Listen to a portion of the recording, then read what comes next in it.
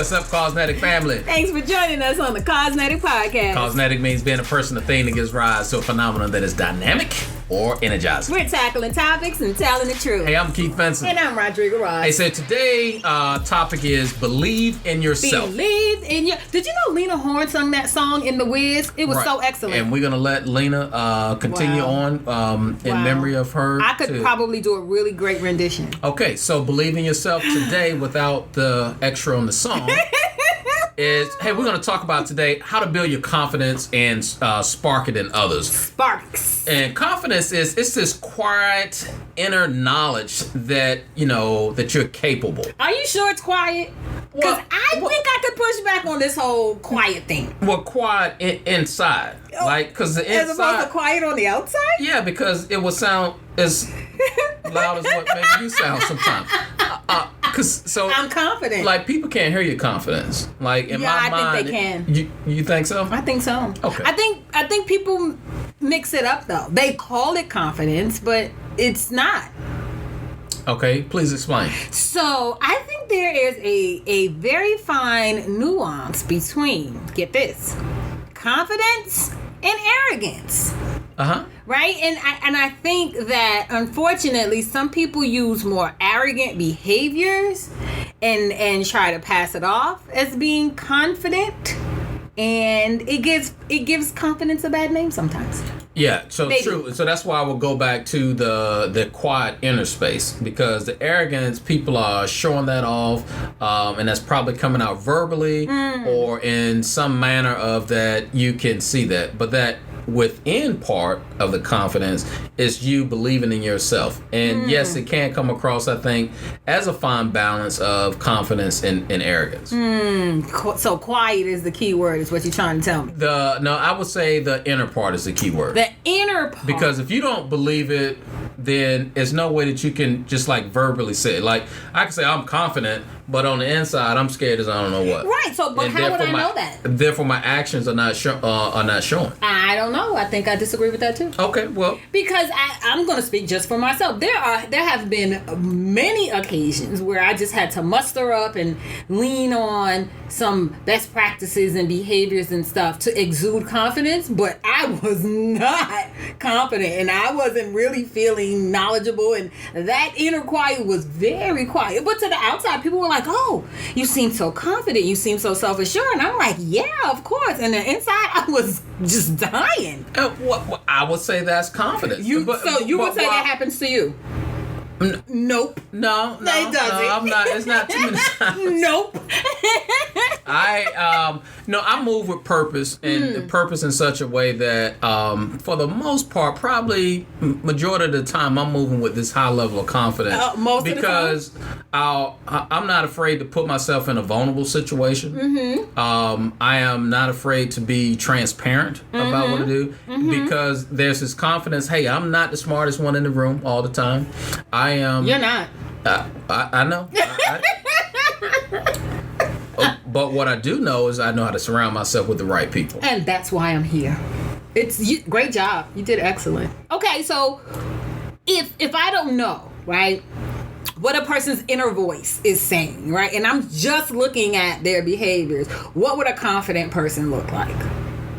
What are some of the behaviors that the person who's confident on the inside and confident on the outside? Because I will absolutely give that to you. And I'm sure anyone in your sphere or in our network would absolutely agree. Keith always exudes this confidence, right? Outside of the fancy bow ties every day, that's your brand, right? There is this confidence. Even when I have you working in the summer and it's 110 degrees and you're slinging boxes and you're sweating and with a t-shirt on, you still look fairly confident. Well, I think a confident person looks like one that is they're happy. There's always this high level of happiness and joy about them, because they are moving in such a way that they feel really good about themselves.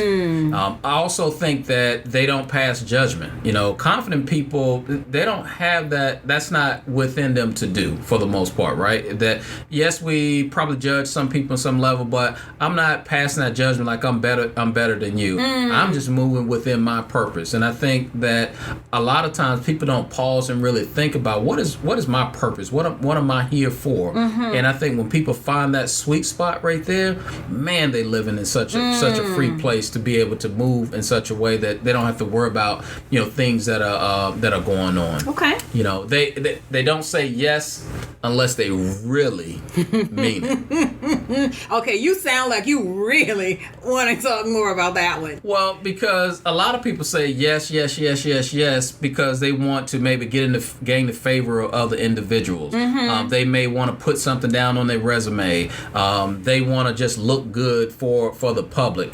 But all along, they probably can't keep up with those different tasks that they're doing. But the confident person, again, I'll go back to, they move with purpose. And so they're saying yes to the things that they're probably passionate about, or yes to that person who really needs that help, and they want to be purposeful about everything that they do. Okay, so tell me a time that you said no, because you tell me no fairly often, but a time that you said no and other people may have had a reaction like, oh, I can't believe he said no, and you walked away like, I said what I said. Yeah. I think I do that when an idea may come up, and I would say maybe the opposite of maybe what the group may say. And here's my purpose for doing that. Now, if the group decides they want to go forward, then go forward with your idea. Here's where I may buy out. I'll catch up with you all next time, and I'm not afraid to do that because, again, I'm gonna be purposeful about my yeses. Okay. And I don't think to me, there's nothing wrong with that. And you're gonna get the side eye from somebody because, again, you're in the minority and the rest of the group is in the majority. But sometimes I think that the minority is really the majority because the majority is not always the right thing to do. What? Like that, that was pretty deep. That was pretty deep. So while the majority thinks that it's the right thing, we tell this to our kids, right? Right. Don't follow the crowd, okay? Yeah. That doesn't, because again, that's the majority, but your minority answer or your minority side of not following the crowd, well, you in the majority because you're doing the right thing. Right. That wrong crowd that's over there, just watch and see how that happened, what happens to that group right there. Well, look at you being esoteric today. Well, that's pretty deep. I try every once in a while. I'm excited for you. But when you're confident, though, you seek out those small victories, and then therefore those small things, you always, you kind of smelling the roses along the way. Yeah. And you're not afraid to also do the wrong thing. Because again, you're transparent, and people will know. I think people will know your heart at the end of the day behind all that. Yeah. So, okay, let me see if I can help frame the difference between confidence and arrogance. And so, first of all, our friend, Dr. Francois Booker-Drew, who we have had on the CAUSENETIC podcast before. I love her. She's amazing. Yes. She's always giving us these nuggets. And Miss Community. Right, Miss Community. Hey, Francois. And so on Monster.com, actually, they did this whole article talking about confidence versus arrogance. And they spotlighted her and some work that she did through her consulting company. And she says that arrogance is the need to convince yourself and others that you're good at what you're doing. Confidence is being convinced in your own strengths, but also being fully aware of your weaknesses and how to address them, right? And so the difference is arrogance always moves with this, I gotta make sure everybody thinks about me in this higher level the way I'm thinking about myself, whereas confidence is, no, I know I'm good, I know I have skill sets, but I know that I probably could use a little bit of development in certain areas, like where confident people are spontaneous, arrogant people kind of are in their way and they're plowing through, and once they get it in their head they're going to go in one direction. That's the way they're going, good, bad, or indifferent, like it or not, right? They leave people closed off to new experiences. Confident people are empathetic, whereas arrogant people are off-putting, and they view being empathetic or sympathetic as a threat, right? Like they think it makes them seem less strong, right? And confident people have a strong self-esteem, but Arrogant people, believe it or not, don't, right? It is that lack of self-esteem that is causing them to kind of overcompensate in some other behaviors. Right. Man, that's good stuff right there. Yeah. You talked about strengths, and one of the things I think that a lot of people should look at is strength finders. Strength finders take a look at is talent times investment equals strength. And so the talent is your natural way of thinking, feeling, or behaving. And then strength is investment is that time spent practicing, developing your skills, building your knowledge base. And then all that equals to strength, which is that ability to consistently provide near perfect performance. It's a concept overall that focuses on your strengths versus your weakness, because a lot of times we spend so much time looking at the deficit.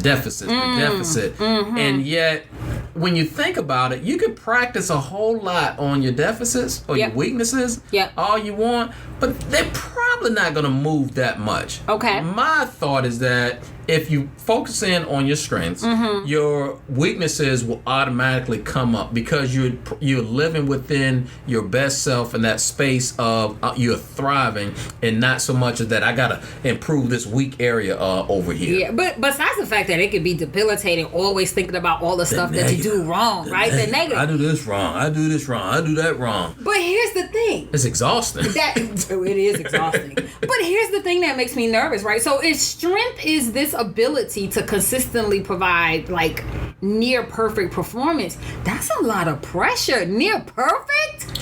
Well, but you're living in you're always looking forward, right? And you're confident. Is that if we go back to what we talked about in the beginning with confidence, is that inner space, right? That inner knowledge that you're capable. And so that's what's on your mind all the time, is that, hey, I know that I know this. I know that I'm capable of doing this right here. And that becomes your drive. And yes, I think it probably can take you to a place sometimes where that can be an exhausting, but if your mindset is towards moving forward all the time, and again, it's not from that arrogant space, it's from that confident space right there. Yeah. I think you're always striving for that perfection, and not perfection in the negative way that people put that sometimes. What's the negative way that they put it? Because I'm like really things literally got to be perfect, and like that's very annoying right there. I can tell. Yeah. That is, but I think that lots of people get caught up, especially now when you're in a competitive space and when you're going for your next grader or your next role, and this whole idea of perfect performance. And I don't know. Again, I will go back to mindset. If you're looking at that from the perfectionist standpoint, yes, I think it can come across in a negative. But again, I think when you're talking about a confident person, it's coming from that inner spirit that they have, and not from the external space that we talked about from the arrogant side. Is that you're believing in yourself. Now, people, if you're consistently doing that, I think that people will see who you are, and consistently they know that, man, you know what, this person is coming from a good place, and it's not a I'm trying to outdo you type of standpoint when we're talking about being near perfect type of performance. So if I hear you correctly, it's more it may not have been perfect to you if you're looking for all of the things that I didn't do right to give me a quote unquote score, but it's perfect to me because I really feel good about what I gave to it, what my outputs were, and what the final product was. Yeah, yes, I would agree to that. That is definitely a shift in mindset. So, I mean, we got to give ourselves permission to be in this really this free space of being, confident in the things that you can focus in on, as we talk about with your strengths. That's a really quick 20-30 minute type of exercise. If you get the book on Strength Finders, not a commercial, not a promotion of for the book itself. Unless Strength Finders wants to send us a little something. Yeah, Strength Finders. If you listen to CAUSENETIC podcast, as we talk about confidence, be be more than Visa, MasterCard, Venmo, Cash App us. Thank you, Strength Finders. Yeah. But my belief is that I want people to live in their true purpose, but they got to be confident enough on the inside to be able to. That's not something that you can go buy at the store. That's not some self-help book that you can go read and automatically get it. You got to really believe in yourself to be able to carry it. And I don't think enough people really, and I've been dealing with that a lot, because I don't think enough people really believe in themselves to really take it to that next level. Like talking to someone today in terms of career advancement, and what they looked at from a perspective is that they don't have a voice. And I told the individual that, you know what, you and your 3 other peers, when we talk about at a senior leadership standpoint, when we talk about these individuals, your name is the only one to come up. And his eyes kind of got big. And it's like, but I said, now you can move on, man, and think that, people don't think about you and everything, but hey, man, but you gotta live and you gotta work in this space of confidence and like believing in yourself. And it's like, how do you take yourself to that next level? Be able to move with this spirit of influence around, because you know what, man, people already believe in you.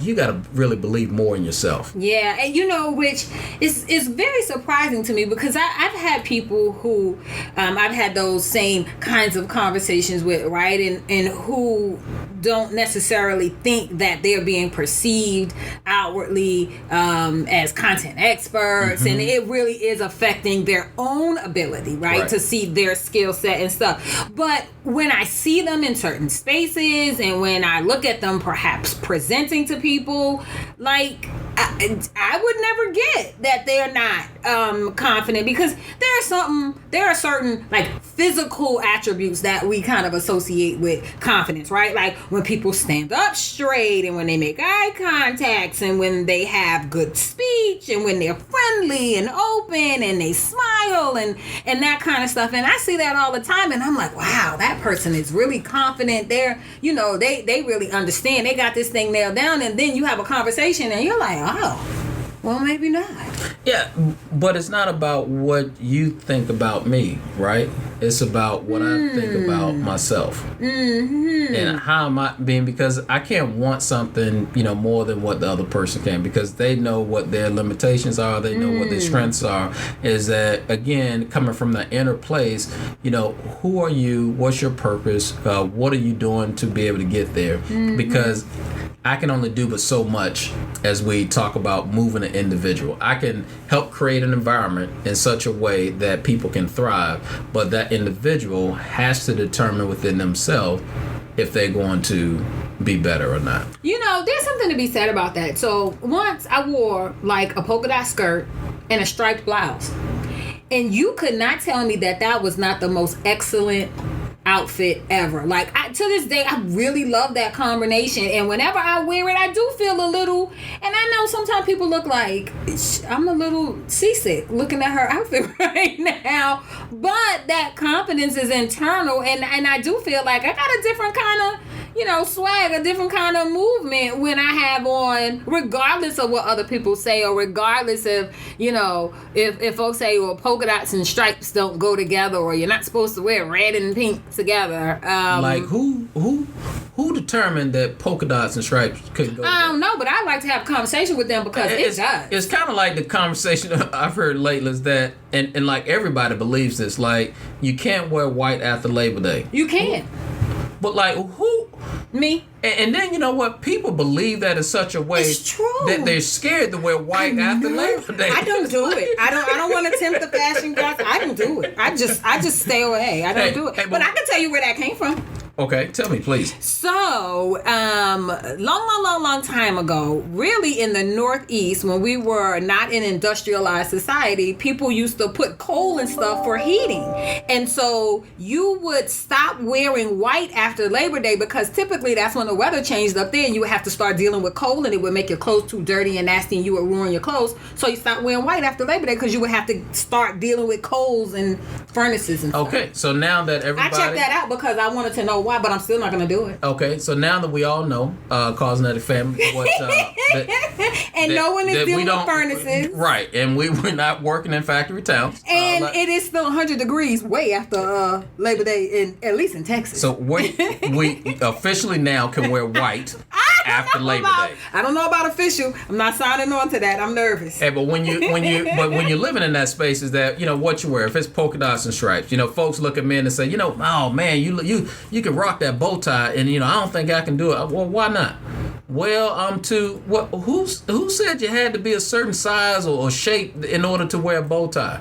Rock the bow tie. Wear the bow tie. And celebrate it. I'm gonna wear a bow tie. August 28th. Oh, is that National Bow Tie Day? Wow, who knew that? And you said that with a high degree of confidence. Oh, I'm just saying.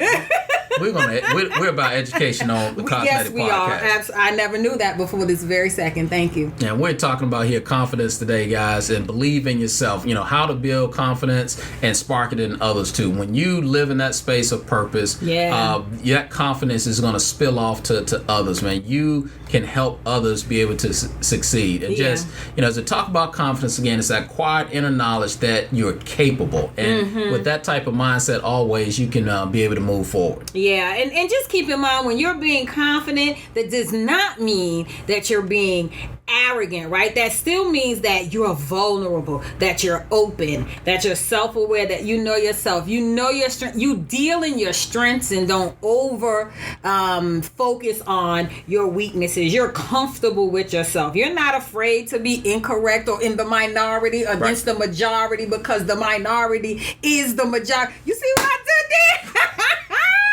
Well, I might have to print that. You might have to preach it in here. Your third read. You listen to that inner voice, right? Confidence is that quiet inward focus, and it shows up in some outward behaviors like good posture and a good handshake and firm eye contact. But confidence really is an internal thing. It really is a very personal thing. Man, we're talking about confidence here, guys. Go live out in your purpose and be confident at all times. And wear bow ties on August when? No, wear bow ties every day. Oh, wear them every celebrate it August 28th. And wear white after Labor Day. There you go. That's all of this time. That's the two things we landed on. Hey, thank you for listening to CAUSENETIC. We're tackling topics and telling the truth. Hey, subscribe and listen to us weekly. And don't be shy. Give us a 5-star review. And as always, Dynamic. be phenomenal. Be CAUSENETIC.